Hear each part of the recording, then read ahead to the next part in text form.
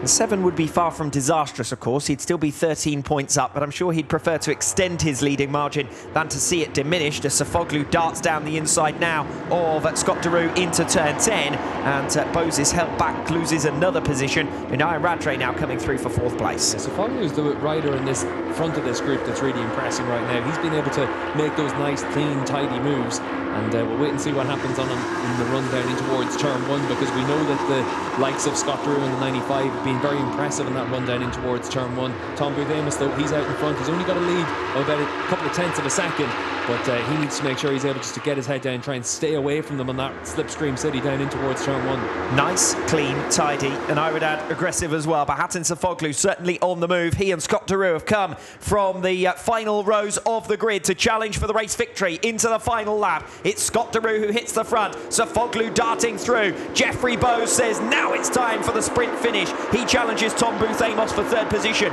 Booth Amos holds on diligently though through turn number 2. Unai Radre trying to go for the inside line on Jeffrey Bose, who once again prefers the outside line on turn number 4, and I think it may have cost him there. He will have the inside into turn 5 as once again Tom Booth Amos makes up a place. Yeah, that's just a mistake there from Jeffrey Bose on the number 6, and it's going to be a costly mistake as well.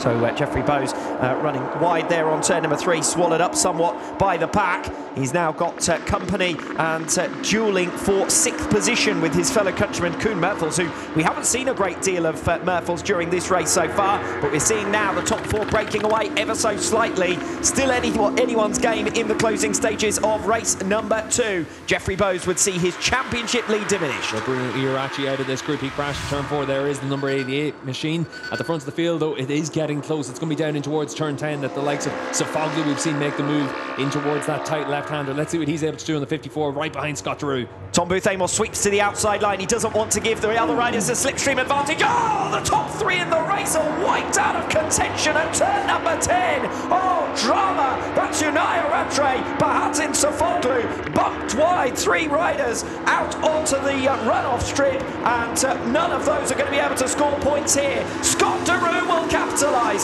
Scott Deroux making his way around the final 2 turns. He's got Okaya for company. Okaya from way back. A kamikaze kid hits the front. Then it's Deroux in 2nd position.